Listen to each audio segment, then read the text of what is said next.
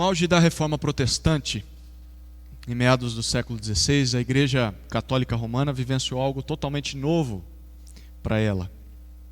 Centenas de padres e clérigos estavam abandonando as suas batinas, os seus postos, os seus postos, as suas funções, e estavam se tornando pastores protestantes. Centenas de padres e clérigos fizeram isso. Para o pensamento católico romano, isso era inadmissível. E a igreja entendia que precisava fazer algo em relação a esses homens. Então, um termo foi cunhado, um termo foi preparado exclusivamente para se referir a esses apóstatas, esses homens que estavam abandonando a fé católica romana. Eles passaram a ser chamados de seculares. Seculares. O que isso significa? Que eles haviam abandonado a vida religiosa e santa, que era considerada como o catolicismo romano, e agora eles estavam vivendo uma vida mundana e inferior, uma vida longe da religião católica, porque estavam no protestantismo. E, portanto, na mente católica romana, ser secular era a mesma coisa de viver longe de Deus. Então esse termo passou a ser utilizado também em relação às propriedades que o Estado ele começou a requisitar da Igreja Católica Romana. Você vai lembrar que durante a Idade Média, toda propriedade fazia parte, era da Igreja Católica Romana. Mas a partir de agora, em países protestantes, essas posses estavam saindo das mãos da Igreja e vindo para as mãos do Estado. E assim, tudo que saía da Igreja Católica Romana ia para fora, ia para o mundo, era chamado de algo secular, tanto padres quanto propriedades. E na verdade essa ideia não é algo novo, apenas o termo secular era novo naquela época. Há alguns séculos atrás, muitos religiosos já vinham afirmando que havia uma divisão entre aquilo que é sagrado e aquilo que é mundano, que agora é chamado de secular. A ideia era a seguinte: existem coisas, funções e até pessoas mais santas do que outras. Ao passo que essas coisas sagradas, essas pessoas ou funções sagradas, estavam mais perto de Deus e podiam aproximar mais as pessoas do Senhor. Porém, aquelas coisas que são mundanas ou seculares podiam até ser honrosas em si, mas eram menos dignas do que aquelas que eram sagradas. Por exemplo, se você se entregasse ao ofício sacerdotal, então para se tornar um padre ou um diácono, ou se você dedicasse a sua vida a viver como um monge em um monastério, simplesmente estudando teologia, orando, meditando, você se enquadraria naquilo que é sagrado, naquilo que é santo. Porém, se você não fizesse essas coisas, mas simplesmente decidisse se casar, tivesse um emprego, como a maioria das pessoas, fora, criasse os seus filhos, você se enquadraria naquilo que é secular, naquilo que é profano, naquilo que é mundano. Mas por que eu estou citando isso nessa introdução? Porque o assunto que nós vamos estudar no livro dessa noite, ele é um dos mais afetados negativamente por essa divisão entre sagrado versus o secular. Por causa dessa ideia católica romana, o mundo em que nós vivemos hoje, ele colhe terríveis resultados quando o assunto é família, relacionamento conjugal, o casamento, e o tratamento entre um homem e uma mulher dentro desse relacionamento conjugal. E por que isso é afetado? Porque no passado, essas três coisas que eu citei, a família, o casamento e o relacionamento entre marido e mulher, foram consideradas como coisas seculares, não sagradas. E até os dias de hoje, muitos ainda têm essa ideia na cabeça, inclusive muitos evangélicos. Por exemplo, muitos pastores preferem não pregar sobre esse assunto, sobre esses assuntos, porque pensam eles, essas coisas são seculares. E com isso, você vê cada vez menos em púlpitos evangélicos temas como romance, carinho e até mesmo sexo. Essa palavra se tornou algo pecaminoso. E essas coisas são deixadas de lado nos púlpitos. E aí nós poderíamos considerar qual o resultado dessas coisas. O resultado é que inúmeros jovens cristãos vivem com dúvidas sobre com quem deveriam se casar. Porque eu vi muito pouco sobre casamento. Isso quando esses jovens ainda querem se casar. Porque hoje em dia há muitos que simplesmente já desistiram dessa ideia maluca, que é a ideia retrógrada, é uma ideia do século XX. O século XXI é diferente. Eles querem simplesmente continuar vivendo como solteiros, porque parece que a vida de solteiro é muito melhor. Mas o problema ainda continua. Em parte por causa da falta de orientação bíblica sobre esses temas, e por vários outros motivos, muitos desses jovens se entregam a uma vida sexual desenfreada. Então, eles começam a se relacionar muito cedo com pessoas diferentes e acabam tratando o sexo apenas como algo casual, algo que não exige tanta fidelidade a uma só pessoa, algo que eu posso praticar com pessoas diferentes ao longo da minha vida, e isso não tem problema nenhum. Na nossa cultura, cada vez mais o sexo se tornou apenas uma das inúmeras formas de se buscar prazer na vida, e isso não precisa ter tanta relação com o casamento. Essa é a mentalidade da nossa cultura. E quem dera essa divisão entre sagrado e secular afetasse apenas aos jovens. Quem dera. Porque quantos não são os casais que vivem em pé de guerra dentro de casa e sequer sabem por onde começar a resolver os seus conflitos? Porque pouco ou quase nada disso é falado na igreja. E esses casais não só vivem assim, mas em decorrência de não saberem se acertar corretamente após as suas brigas, muitos casais simplesmente deixam de se relacionar sexualmente. E isso gera vários outros problemas, como insatisfação com o cônjuge, com o casamento, com a vida que se tem, mágoa, ódio, traições e muitas vezes o divórcio. E por conta disso, muitos pais deixam de conversar com seus filhos sobre sexualidade, sobre casamento. É verdade que alguns pais fazem isso simplesmente porque sabem pouco ou quase nada sobre o que a Bíblia diz sobre essas coisas. Porém, há aqueles pais que não acham esses temas tão importantes assim. Esses pais acreditam que, olha, essas coisas são seculares.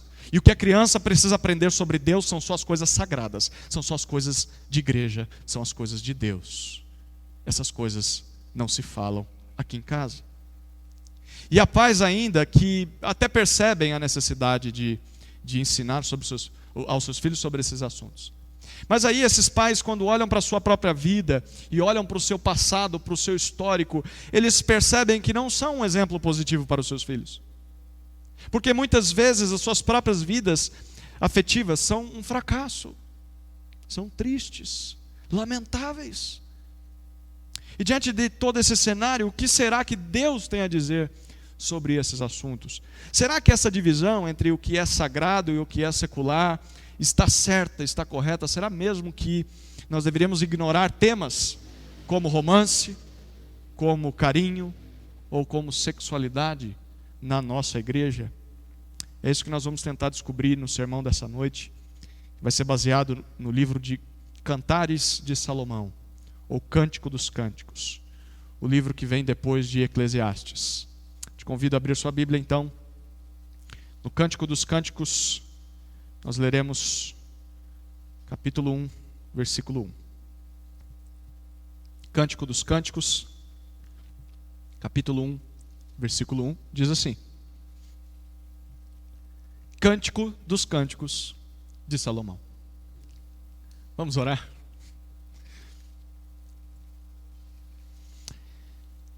Querido Deus, nós pedimos por instrução e sabedoria nessa hora.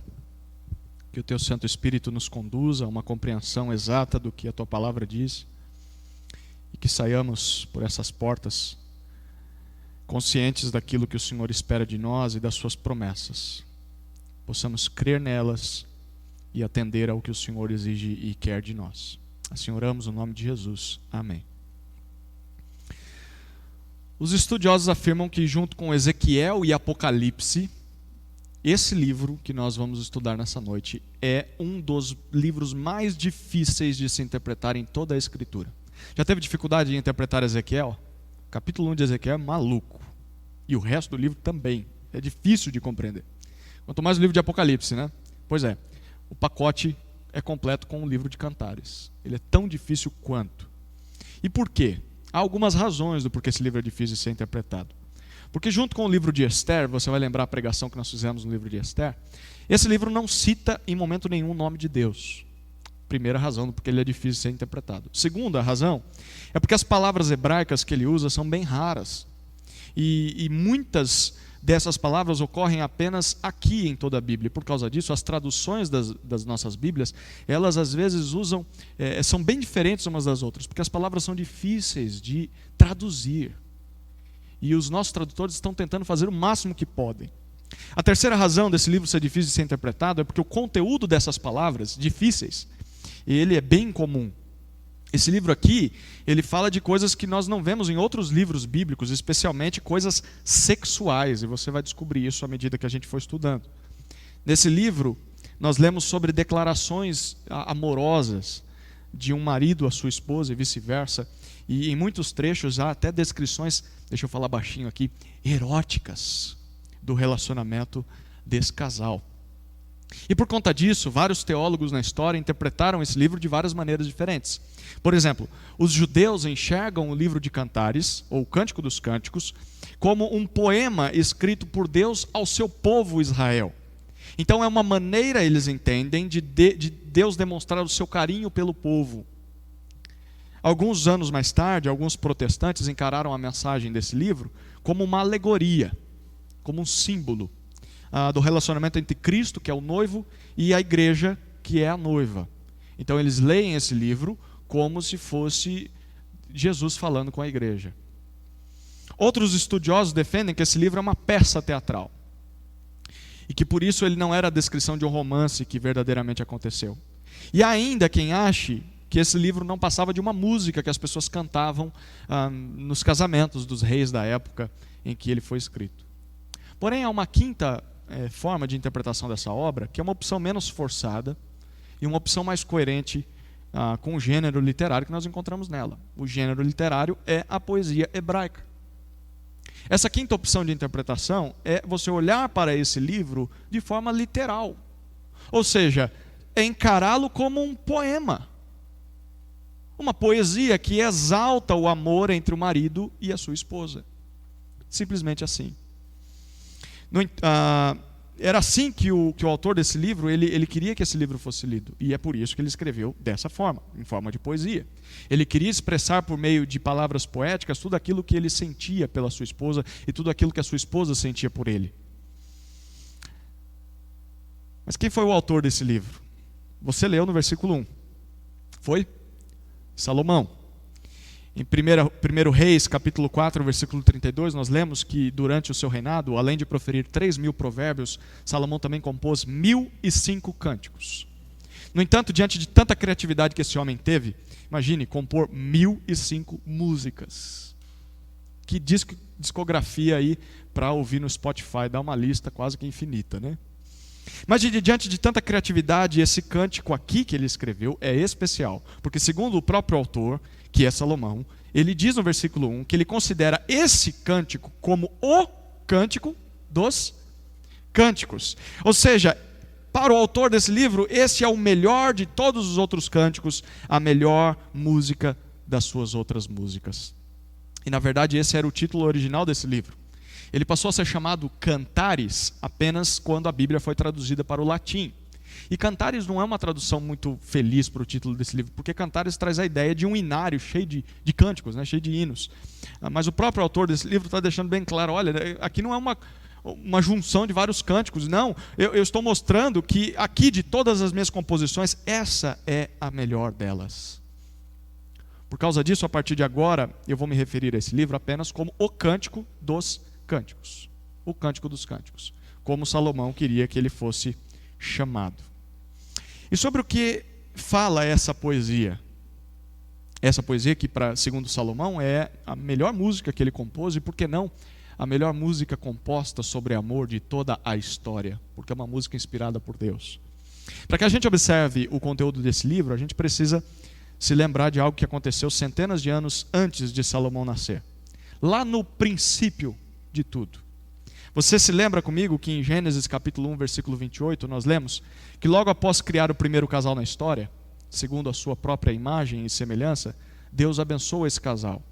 E essa bênção significava que agora esse casal poderia se relacionar intimamente um com o outro, e isso resultaria em filhos.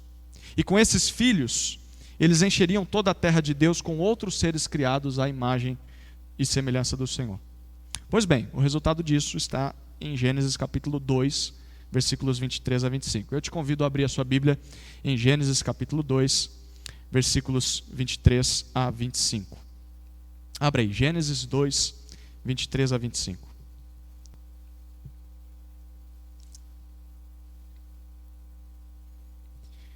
Então disse o homem: esta é agora osso dos meus ossos e carne da minha carne. Ela será chamada mulher, porquanto do homem foi tomada. Portanto, o homem deixará seu pai e sua mãe, se unirá à sua mulher, e eles serão uma só carne. E os dois estavam nus, o homem e sua mulher, e não se envergonhavam. Quando o primeiro homem criado viu a sua esposa, a primeira mulher criada, ele compôs o primeiro poema da história. Nós vemos esse poema no versículo 23. E essa era uma poesia romântica, por mais feia que pareça para os dias de hoje. Aqui ele está festejando. Por que ele está festejando? Porque diante de todos os outros seres que Deus criou, diante das aves, dos peixes, dos animais terrestres, só aquela pessoa era como ele. Só ela era humana. E não só isso, somente ela correspondia ao homem. Ela era a sua cara metade, por isso que ele diz, é osso do meu osso, carne da minha carne. E é por isso que no versículo 24 nós lemos que todos os homens e mulheres que nasceriam depois deles, daquele relacionamento, eles deveriam se casar. Porque quando um homem e uma mulher se casam, eles nada mais fazem do que imitar os seus primeiros pais. E cumprem aquilo que Deus ordenou que fizessem desde o princípio. E nesse relacionamento é que acontece o que nós lemos no versículo 24. Duas pessoas da mesma espécie, dois seres humanos, porém que são diferentes, macho e fêmea, eles se unem em casamento. E eles complementam um ao outro. E por causa disso, no versículo 25, nós lemos que eles podem viver nus diante um do outro, sem terem vergonha, porque se tornaram a mesma pessoa. Talvez você esteja se perguntando por que eu citei esses dois capítulos de Gênesis, Gênesis 1 e 2, antes de observar o Cântico dos Cânticos. Porque aqui está a razão. O Cântico dos Cânticos é a forma romântica que a Bíblia nos descreve o que aconteceu no Jardim do Éden. O Cântico dos Cânticos nos descreve a forma romântica daquilo que aconteceu no Jardim do Éden e que deveria continuar acontecendo em todos os casamentos da história. É por isso que muitos consideram o Cântico dos Cânticos como um comentário cantado de Gênesis 2:24. É como se fosse uma ampliação da primeira poesia que o homem faz em Gênesis 2:24. E aí eu queria que você considerasse isso para as nossas vidas. Qual a implicação disso para os nossos dias? Tudo isso quer dizer que Deus considera o relacionamento afetivo e sexual de um casal dentro do casamento muito importante. Tão importante que Deus reservou um só livro em toda a Bíblia, dentre todos os seus 66 livros, justamente para falar sobre esse assunto. Ou seja, Deus não está em silêncio quanto a esses temas. O Senhor tem algo a nos dizer sobre o relacionamento entre um homem e uma mulher, esse relacionamento amoroso. Por isso, esse tema não tem nada de secular. E nós vamos ver que ele tem tudo a ver com o nosso relacionamento com o Senhor. Mas aqui nós esbarramos em algo, no mínimo, estranho. E por que estranho? Você se lembra quem que é o autor desse livro? Quem que é o autor? Salomão. Mas quem foi Salomão? Você se lembra quem foi Salomão? Salomão foi o filho do rei Davi, certo? Ele reinou sobre Israel e ele foi presenteado por Deus com muita sabedoria e muita prosperidade. E ele escreveu muitos provérbios de sabedoria. E a maioria desses provérbios está no livro de Provérbios. Na sua velhice, Salomão também fez uma análise do significado da vida. E ele escreveu o livro de Eclesiastes. Foi o estudo do sermão de semana passada. Mas ele também escreveu este poema de amor, que é o Cântico dos Cânticos, em que ele descreve o seu relacionamento com a sua esposa. Aqui no livro, nós vamos ver, ele identifica essa esposa como uma mulher que é chamada de Sulamita. Sulamita. Nesse poema do Cântico dos Cânticos, Salomão descreve como conheceu essa jovem e como logo eles se apaixonaram, e também conta como foi o casamento deles e em especial como foi a noite de núpcias. E ele narra também como foram as suas primeiras brigas, como eles superaram as suas diferenças, os seus pecados, e como eles amadureceram ao longo da sua jornada como casados.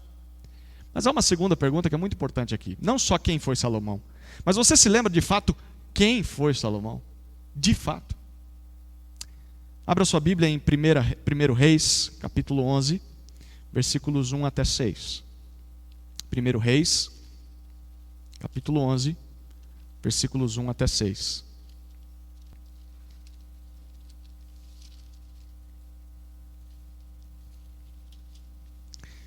Diz assim, 1 Reis 11, de 1 a 6. O rei Salomão amou muitas mulheres estrangeiras, além da filha do faraó, moabitas, amonitas, edomitas, sidônias e etéias, das nações sobre as quais o Senhor tinha dito aos israelitas: não vos mistureis com elas, nem elas convosco, porque desviarão o vosso coração para seguirdes os seus deuses. Mas Salomão se apegou a elas apaixonadamente. Ele teve 700 mulheres e princesas e 300 concubinas. E suas mulheres desviaram o seu coração. Na velhice de Salomão, suas mulheres desviaram seu coração para seguir outros deuses. E o seu coração já não era perfeitamente fiel para com o Senhor seu Deus, como o de Davi seu pai.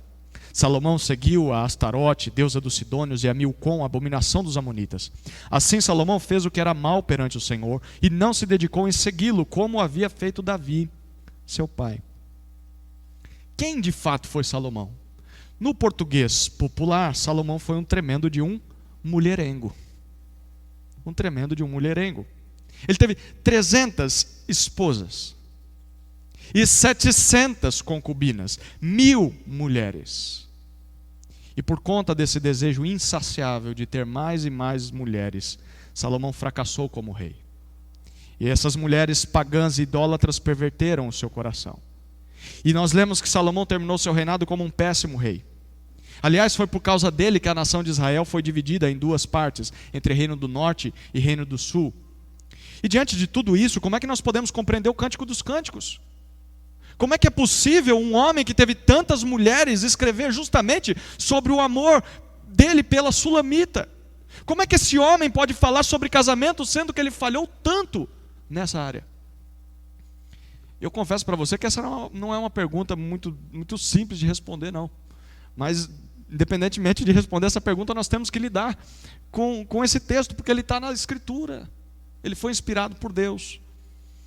E o que parece aqui é que o Senhor está fazendo com esse livro algo semelhante com o que ele fez no livro de Eclesiastes. Nós vimos no livro de Eclesiastes que Deus escolheu a única pessoa na terra que vivenciou de quase tudo nessa vida para poder escrever aquelas palavras, Salomão. E o Senhor fez isso para mostrar como é que todas as coisas em si mesmas não fazem sentido e não nos satisfazem, porque Salomão, podendo experimentar de tudo, não encontrou satisfação nessas coisas. E parece que o objetivo de Deus no Cântico dos Cânticos é a mesma coisa. Para falar sobre o verdadeiro amor e sobre casamento, Deus escolhe uma das pessoas da terra, na terra que mais vivenciaram isso na pele, amor e casamento, o próprio Salomão. Houve sim uma época em que Salomão foi casado apenas com uma mulher, mas ao término da sua vida ele acabou se relacionando com centenas delas. Ou seja, se há alguém que poderia sentar diante de nós e nos dizer o que realmente vale a pena na vida no quesito de relacionamentos, é quem? Salomão. Ele vivenciou todas essas coisas. Afinal de contas, a pergunta que tantos têm em mente é a seguinte: será que há mais vantagem em viver ao lado de um único e grande amor em um só casamento durante toda a sua vida? Ou há mais vantagem em viver com várias pessoas ao longo da vida, curtindo ao máximo os prazeres amorosos e sexuais? Qual vale mais a pena? Principalmente os jovens fazem essa pergunta. Pois bem, Deus escolheu Salomão para nos falar sobre isso. Alguém que viveu os dois lados dessa mesma moeda. Ele viveu casado com uma só mulher até um período e depois viveu com várias mulheres. Sabe qual que é a resposta a essa pergunta? O que vale mais a pena? É o que nós vamos ver nessa breve análise do conteúdo do Cântico dos Cânticos de Salomão. O que eu farei nos próximos minutos, eu fiz essa introdução bem longa, porque eu precisava explicar o contexto, mas o que nós vamos fazer a partir de agora é de forma rápida olhar para o que cada parte desse livro nos fala, e depois nós vamos aplicar a mensagem desse livro às nossas vidas, tá bom? Então nós vamos dividir o tempo que nos resta em duas partes. Como eu já disse, o Cântico dos Cânticos é um poema romântico que descreve o verdadeiro amor entre um marido e a sua esposa. Nós poderíamos compreender o que esse poema diz dividindo ele em 4 partes. Tá? Vamos dividir o livro do Cântico dos Cânticos em 4 partes. São 4 elementos que compõem o verdadeiro amor. 4 elementos que compõem o verdadeiro amor. O primeiro elemento do verdadeiro amor está descrito para nós no livro do Cântico dos Cânticos, no capítulo 1, versículo 2. Então agora você pode voltar os seus olhos lá para o livro. Capítulo 1, versículo 2, até o capítulo 3, versículo 5. O primeiro elemento do verdadeiro amor é a paciência. Paciência.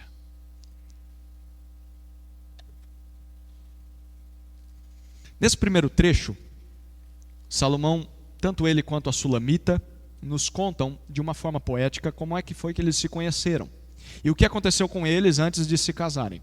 E eu vou dar um resumo para vocês da história. A história é a seguinte: a Sulamita era uma jovem que vivia com seus pais e com seus irmãos.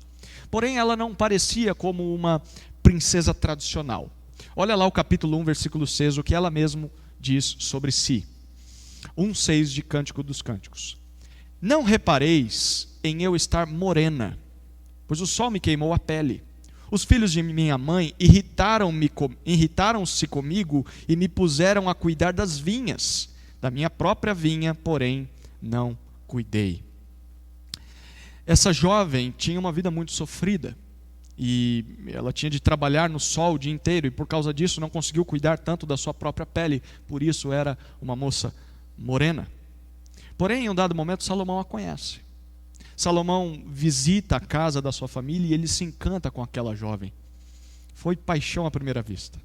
E ela diz o seguinte a ele depois que eles se conhecem. Olha agora volta alguns versículos. Capítulo 1, versículo 2. Nós vamos ler até o versículo 4, a primeira parte do 4. Olha lá. 1, 2 até a primeira parte do 4. Ela diz assim: beije-me ele com os beijos da sua boca, pois seus afagos são melhores do que o vinho.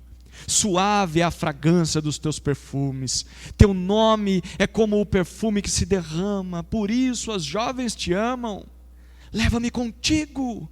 Corramos, leve-me o rei para os seus aposentos. Salomão, a Sulamita não via a hora de ir para a cama com aquele homem. Ela quer: me leve para os seus aposentos, ó rei. Mas ele também vivia algo parecido, a mesma ansiedade. Olha o capítulo 2, versículo 10. Capítulo 2, versículo 10. Ela dizendo assim: olha, o meu amado me fala assim: levanta-te, minha amada, minha bela, e vem. Os dois estavam ardentes de vontade um pelo outro. Mas em meio a tanto desejo, a Sulamita diz o seguinte às suas amigas. Olha o capítulo 3, versículo 5. A mesma coisa que ela diz no capítulo 2, versículo 7. 3, 5. Ó filhas de Jerusalém, eu vos faço jurar pelas gazelas e corças do campo, que não acordeis nem provoqueis o amor até que ele o queira. Apesar de arder de desejo pelo seu noivo, aquela jovem aconselha suas amigas: queridas, tenham paciência, meninas. Não queiram as coisas muito apressadas. Esperem o tempo certo para se entregar ao amor. Em outras palavras, ela está dizendo: olha, apesar de tanto desejo que eu tenho pelo meu noivo, nós esperamos o dia do casamento para satisfazer os impulsos sexuais. Isso é muito bem-vindo em uma época em que jovens primeiro se entregam ao prazer sexual, para só depois pensar em formalizar o seu relacionamento. Em termos bíblicos, sentir esses desejos deveria impulsionar os jovens ao casamento, e não ao pecado sexual. Ao sentir o desejo, eles deveriam ser conduzidos ao casamento. Preciso me casar. Beijos, beijinho ou beijão, carícias, amassos e até mesmo o sexo propriamente dito deveriam ser reservados apenas para o casamento, porque são todos parte do ato sexual. Você não beija a sua namorada ou seu namorado do mesmo jeito que você beija o seu pai ou sua mãe. Por quê? porque tem um cunho sexual nesse beijo. E ele foi preparado para Deus, para ser vivenciado dentro do casamento. O verdadeiro amor é construído com paciência. Mesmo que o desejo sexual seja gigantesco, vale a pena esperar o grande dia do casório. Segundo elemento do verdadeiro amor, pureza. Todas as palavras têm P, tá? Paciência. Segundo, pureza. Vai do capítulo 13, versículo 6, até o capítulo 5, versículo 1. Aquele casal foi paciente, e apesar de ter muito desejo um pelo outro, esperou o dia do seu casamento. Então, o tão esperado dia chegou.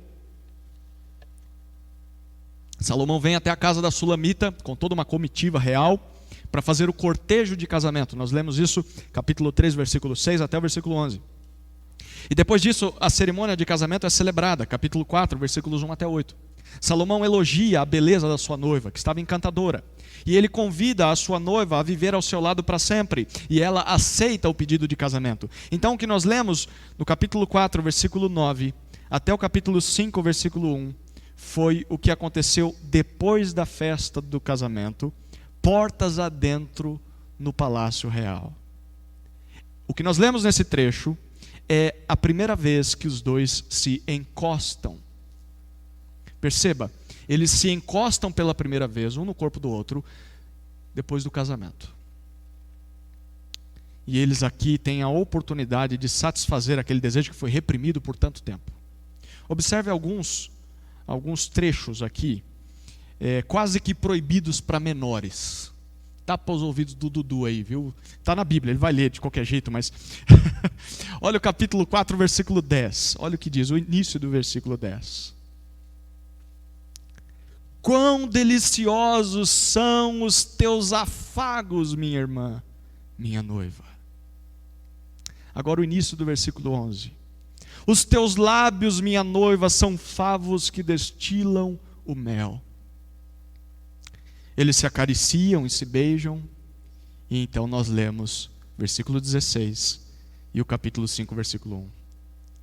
Desperta, vento norte, e vem tu, vento sul, assopra no meu jardim, espalha a fragrância dele, que o meu amado entre no seu jardim e coma os seus frutos deliciosos. Entrei no meu jardim, minha irmã, noiva minha, para colher a minha mirra com as minhas especiarias. Comi o meu favo com o meu mel e bebi o meu vinho com o meu leite. Comei, amigos, bebei o quanto puderem, ó amados. A ideia de que enquanto os convidados estão lá curtindo e se alegrando com a grande festa oferecida por Salomão no palácio, nos seus aposentos ele e a sua esposa estão se deliciando do sexo, na sua noite de núpcias. Agora reparem algo interessante. Ao se referir à sua recém-esposa, antes de se deitar com ela, olha o que Salomão diz sobre ela. Capítulo 4, versículo 12. Jardim fechado é minha irmã, minha noiva. Sim, jardim fechado e fonte selada. Sabe o que isso significa? Significa que a Sulamita era virgem. Virgem. Ela não havia se deitado com nenhum homem antes do seu marido e nem mesmo com o próprio Salomão. E olha que desejo e oportunidade não faltaram para eles, né? De satisfazer aquilo. Isso mostra que o verdadeiro amor é construído também com pureza. Mesmo que isso pareça uma utopia, uma fantasia nos nossos dias, né? Ver alguém se casar virgem. Esse é o ideal de Deus para o seu povo. Não importa o que o mundo diga, vale muito mais esperar o casamento para se relacionar sexualmente, porque Deus projetou o casamento para isso. Quem coloca o carro na frente dos bois, e você sabe do que eu estou falando, raramente pode experimentar da alegria que esse casal está vivendo, ou pelo menos a Sulamita, porque pelo menos o texto diz que ela era virgem. Quem põe o carro na frente dos bois não experimenta o que ela pôde experimentar nesse momento. Vale a pena guardar-se em pureza. O verdadeiro amor é construído em paciência e em pureza. Terceiro elemento do verdadeiro amor: perseverança. Perseverança. Capítulo 5, versículo 2, até o capítulo 7, versículo 10. Perseverança. Enfim, o encanto da lua de mel passa. E aquele desejo quase que incontrolável pelo sexo, ele começa a se esfriar. E aquele casal acaba caindo em algo que sempre atormentou muitos casais. Eles caem na rotina. Isso acontece com todos os casais. Ah, comigo não vai acontecer. Vai acontecer. Vai acontecer. Você só descobre como o outro é de verdade, não enquanto ele vem até a sua casa com flores, quando ela faz uma declaração para você, quando vocês estão ali no altar do casamento, quando vocês estão na lua de mel tirando selfie na frente da praia. Não, você descobre quem o outro é de fato após a cerimônia, na vida conjugal, no dia a dia. E apesar de cada um de nós ter um jeito diferente, todos somos parecidos em algo. Todos somos pecadores. E o que nós podemos esperar de pecadores, apesar de não desejarmos isso, é o pecado. Pecadores pecam. Pecadores pecam. Isso também aconteceu com Salomão e Sulamita. No capítulo 2, versículo 15, nós lemos algo interessante. Eu vou só passear por ele.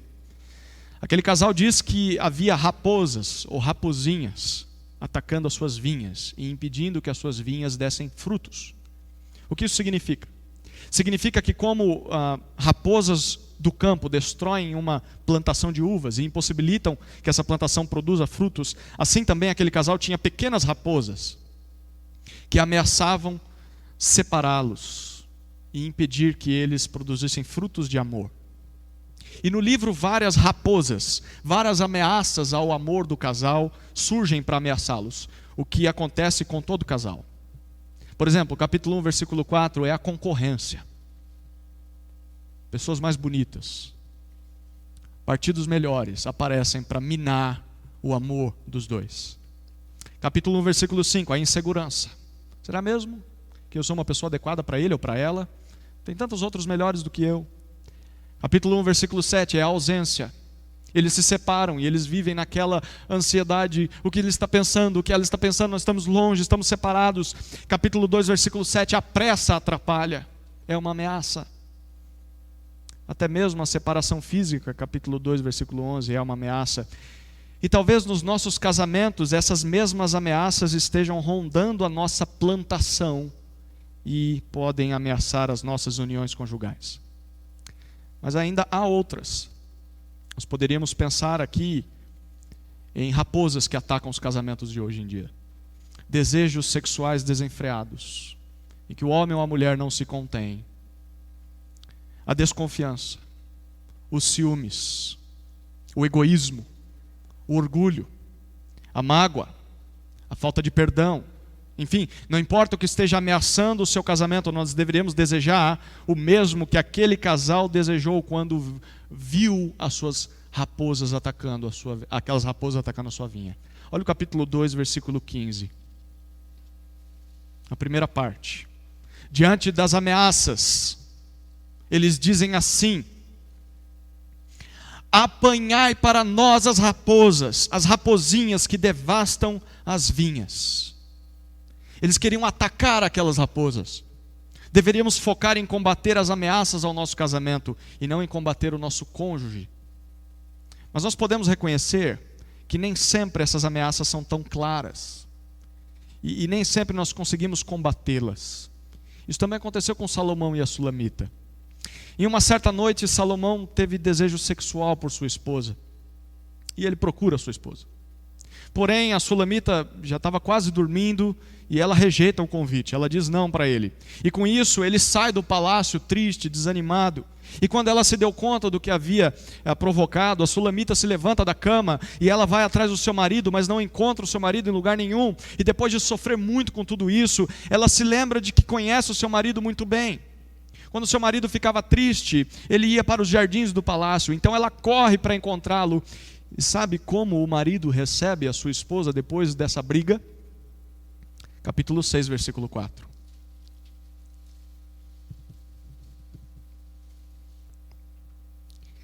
És linda, amada minha, linda como Tirza, bela como Jerusalém, imponente como um exército e suas bandeiras. O que Salomão está fazendo aqui? Em uma linguagem toda peculiar, ele elogia sua esposa e ele se reconcilia com ela. Ambos se arrependem de terem reagido pecaminosamente ao que o outro fez. Ambos pedem perdão e se perdoam.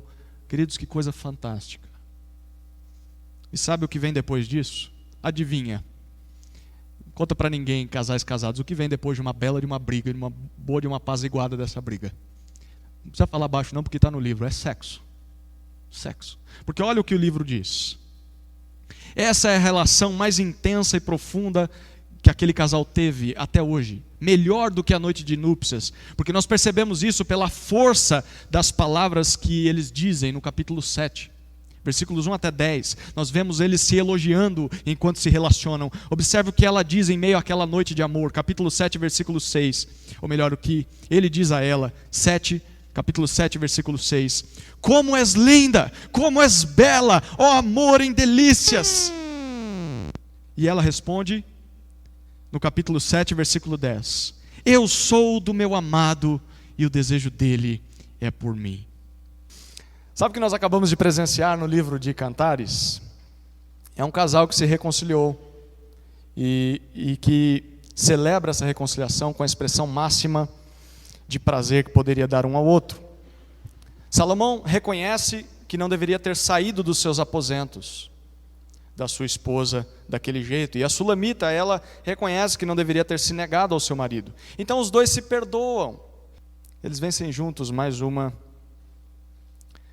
raposa que ameaça o seu casamento. Queridos, o verdadeiro amor é construído com perseverança. Perseverança. Não adianta desistir logo na primeira ameaça. É necessário combater as ameaças, mesmo que seja difícil. Nós temos de ficar atentos quanto ao fato de nos lembrarmos que o nosso inimigo, na hora da briga, não é o nosso cônjuge. O nosso inimigo é o pecado que há nele e o pecado que há em nós.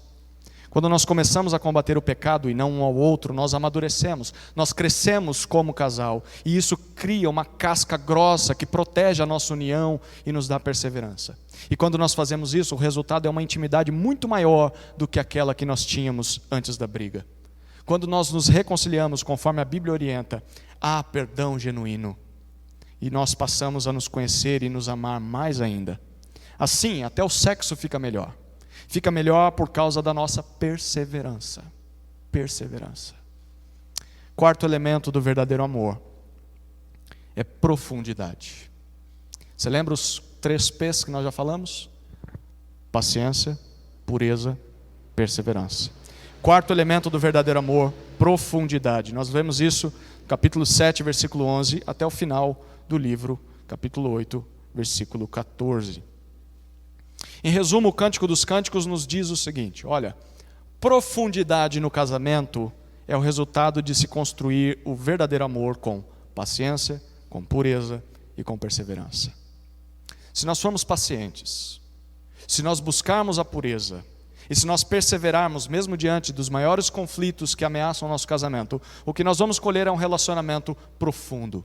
Um relacionamento mais forte do que qualquer outro relacionamento que poderíamos experimentar e ter com outras pessoas. Foi isso que esse casal do Cântico dos Cânticos experimentou depois de tudo que passou. Em uma espécie de renovação de votos, Salomão diz o seguinte à sua esposa. Olha o capítulo 8, versículos 6 e 7. Capítulo 8, versículos 6 e 7. Olha o que ele diz. Põe-me como selo sobre o teu coração, como selo sobre o teu braço, porque o amor é forte como a morte, a paixão tão inflexível quanto a sepultura. A sua chama é chama de fogo, labareda flamejante. As muitas águas não podem apagar o amor, nem os rios afogá-lo. Se alguém oferecesse todos os bens de sua casa pelo amor, seria totalmente desprezado. O verdadeiro amor é tão forte e implacável quanto a morte. E quando ele é construído dentro de um relacionamento, nada pode apagá-lo, nada pode destruí-lo. Mesmo que alguém oferecesse as maiores riquezas, os maiores prazeres, as maiores oportunidades da vida a quem ama de verdade, perceba isso, essa pessoa rejeitaria todas essas coisas para continuar ao lado da pessoa amada, independentemente de qual oferta fosse feita. É por isso que a Solamita repetiu mais uma vez às mulheres de Jerusalém o seguinte refrão. Olha o capítulo 8, versículo 4. Olha o que ela diz. Acompanhe comigo a leitura.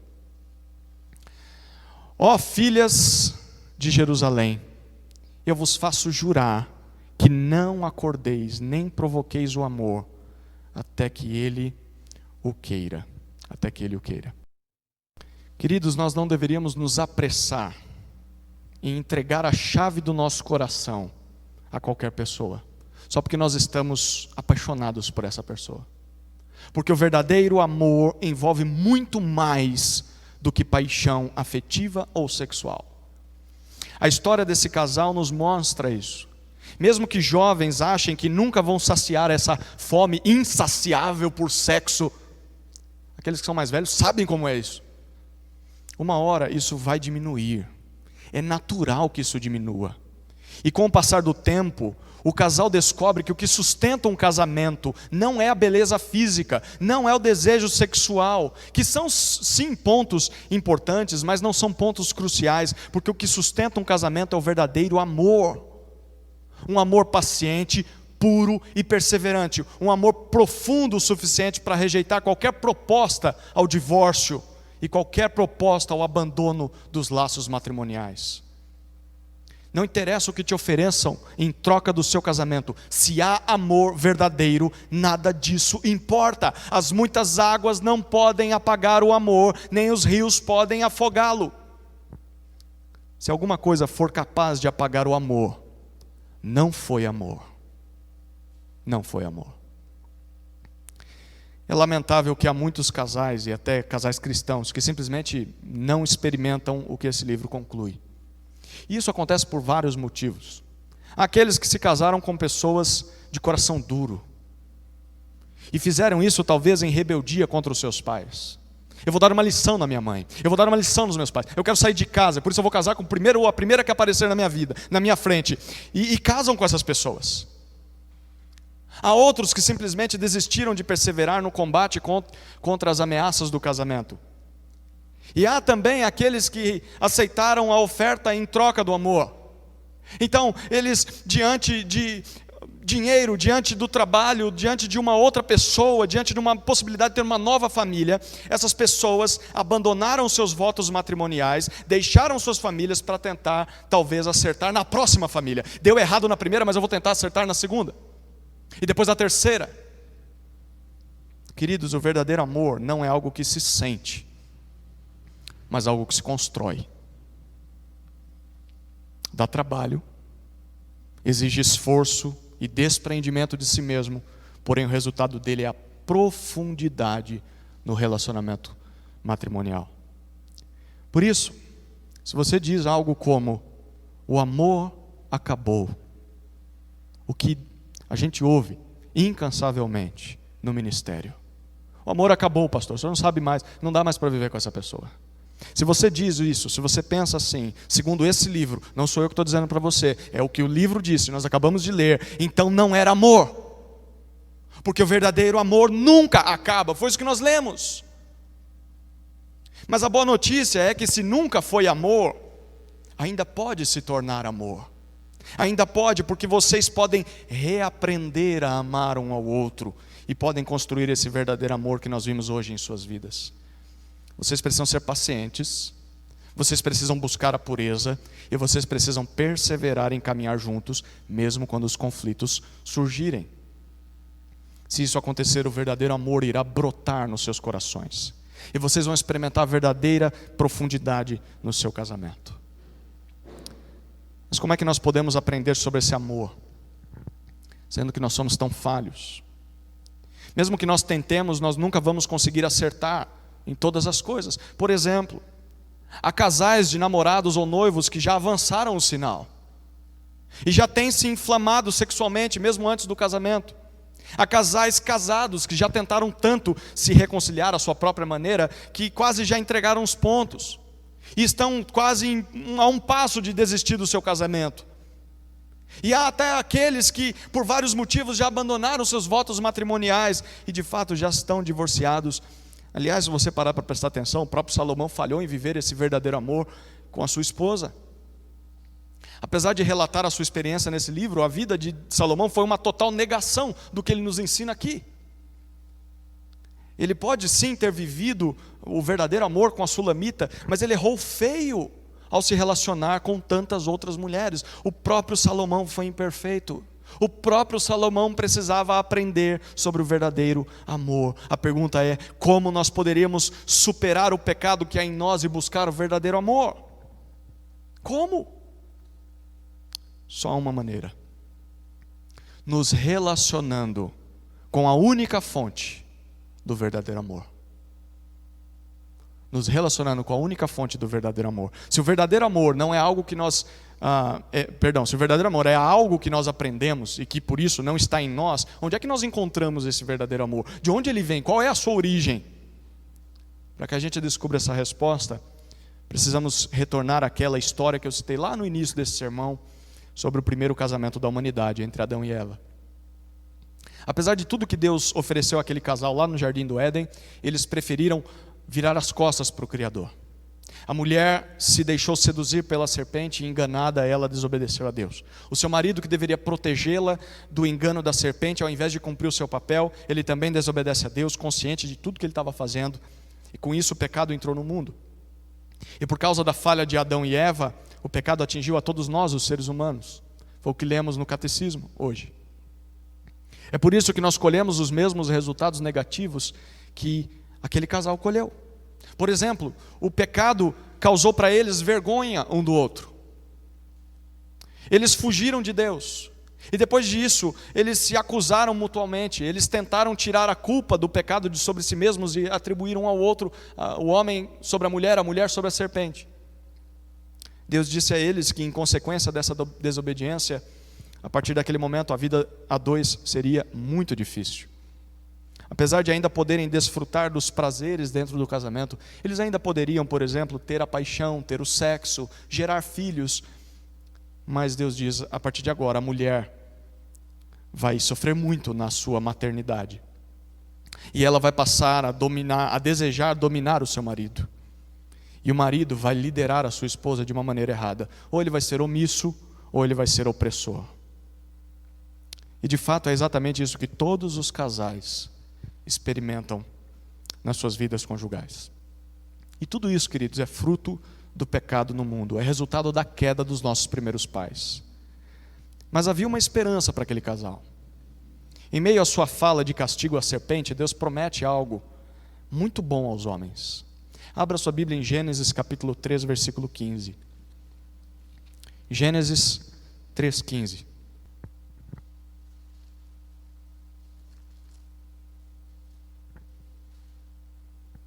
Deus disse assim: a serpente: porém inimizade entre ti e a mulher, entre a tua descendência e a descendência dela. Esta te ferirá a cabeça e tu lhe ferirás o calcanhar. O castigo da serpente seria o maior de todos. A serpente seria totalmente derrotada. E adivinha por quem ela seria derrotada?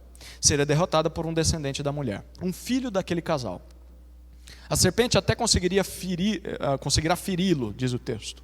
Mas no final das contas é ele quem vai vencer a serpente. E ele é quem vai restaurar o mal que o pecado causou no mundo.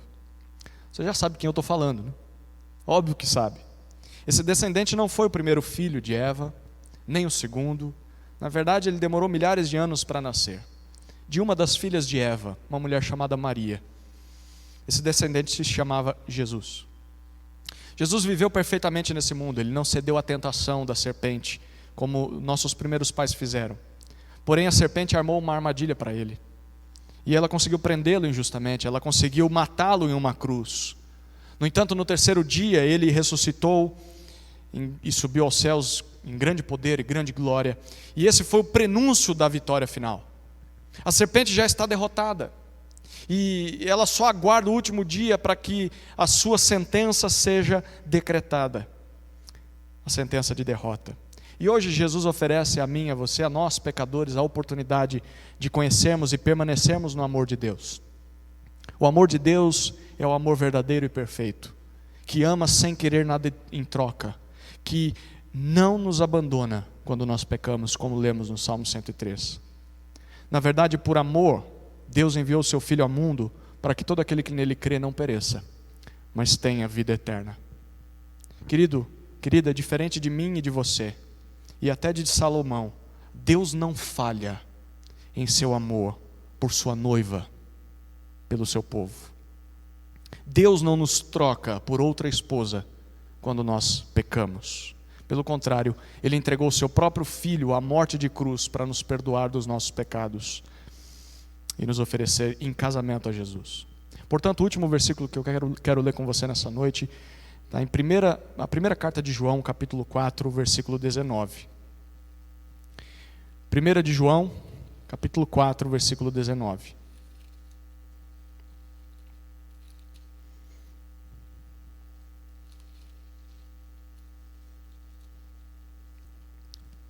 Primeira João, capítulo 4, versículo 19. Um versículo muito pequeno, vale a pena ler juntos, né? Vamos ler? Juntos? 1, 2, 3 e... Nós amamos porque Ele nos amou primeiro. Aquele que crê em Jesus se relaciona com a verdadeira fonte do verdadeiro amor. Para os crentes em Cristo é possível aprender a amar de verdade, como Deus nos ama.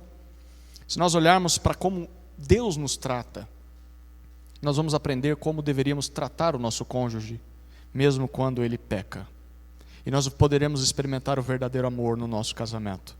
Queridos, eu concluo respondendo àquela proposta católica romana de que há uma separação entre sagrado e secular. E eu concluo isso citando algo que os próprios reformadores da época afirmaram. Ainda no século XVI, os reformadores cunharam um termo em latim que era coram Deo. Coram Deo, que significa diante da presença de Deus, diante da face de Deus. E o que eles queriam dizer com coram Deo? Que tudo o que nós fazemos nessa vida é feito diante de Deus. Tudo, e não só as coisas religiosas. Portanto, aquilo que é feito dentro da igreja, sim, é feito para Deus, diante de Deus. Mas aquilo que é feito fora da igreja, também é feito diante de Deus. Inclusive o romance, inclusive o carinho, inclusive o sexo dentro do casamento, é feito coram Deo, é feito diante de Deus. Deus está assistindo, Deus está vendo, é feito para Deus.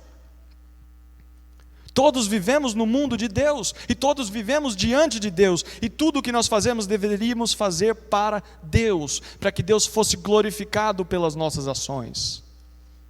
Logo, quando um jovem conhece uma jovem, e ambos se apaixonam, e quando eles se guardam em paciência e pureza, até que possam desfrutar do sexo dentro do casamento, e quando crescem em perseverança e profundidade, mesmo diante dos problemas que o pecado gera, esses dois estão glorificando a Deus no seu relacionamento conjugal. Tudo é coram Deo. Tudo é feito diante de Deus e para Deus. Ou seja, jovens que não sabem com quem devem se casar, ou até jovens que tenham desistido de fazer isso, devem entender que Deus espera que eles se casem sim. E que eles escolham alguém com paciência e com pureza. Há uma pessoa crente no Senhor, ou há 2, 3, com quem eu caso? Se você vai conseguir ter paciência e pureza com uma delas, escolha e se case. E se algum jovem casal já estiver avançando o limite do sexo, ainda há esperança. Esse casal de namorados, de noivos, ou simplesmente de amigos, deveriam se arrepender, pedir perdão a Deus, pedir perdão um ao outro, pedir perdão à sua família, buscar ajuda de um casal maduro, seguir em frente. Se quiserem de fato viver juntos, fazendo a vontade de Deus, é possível consertar. O mesmo acontece com casais que estejam em pé de guerra no seu matrimônio. A minha dica é, essa semana, leiam o Cântico dos Cânticos e aprendam sobre o verdadeiro amor, e comecem a buscar esse verdadeiro amor no seu casamento. Com certeza vocês não vão se arrepender. E para os pais que me ouvem nessa noite, os seus filhos precisam aprender sobre esses assuntos. Assuntos que são feitos coram Deo, são feitos diante de Deus. Tanto isso é verdade que o livro que nós estudamos hoje foi escrito para isso, para ensinar os filhos também. Portanto, peça sabedoria a Deus, sim, porque esses são assuntos difíceis de falar para uma criança, para um jovem, para um adolescente, mas ensine a eles sobre o que o Senhor tem a dizer sobre o relacionamento entre homem e mulher, porque o mundo está dizendo enquanto você se cala. A pornografia está dizendo, as séries estão dizendo, os filmes estão dizendo, as músicas estão dizendo, e você está calado. Abra a Bíblia e ensine o seu filho sobre essas coisas. É o seu papel instruí-los. Queridos, que Deus nos ajude nesse tão nobre privilégio, que é experimentar e aprender e ensinar sobre o verdadeiro amor, em nome de Jesus. Amém? Vamos orar. Amado Pai, obrigado pelo livro do Cântico dos Cânticos. Um livro que é tão atual e tão importante para a nossa vida.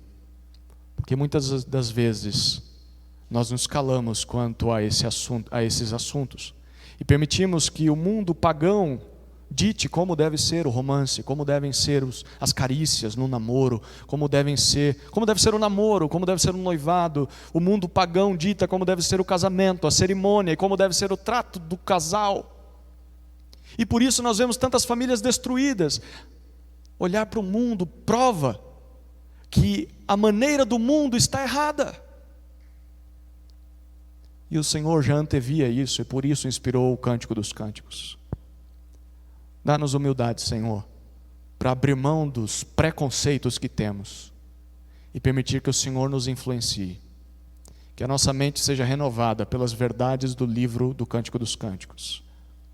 Que jovens que estão namorando, noivando, aqueles que planejam fazer essas coisas, sigam um padrão descrito pelo Senhor na Escritura e não vão se arrepender. Eu oro por aqueles que já estão casados, Deus, e têm vivido por lutas terríveis, passado por lutas terríveis, que se arrependam, que não pensem como o outro pode mudar e melhorar, mas comecem por si mesmos. Leiam o livro do Cântico dos Cânticos e aprendam a amar verdadeiramente o seu cônjuge. Senhor, dá-nos graça.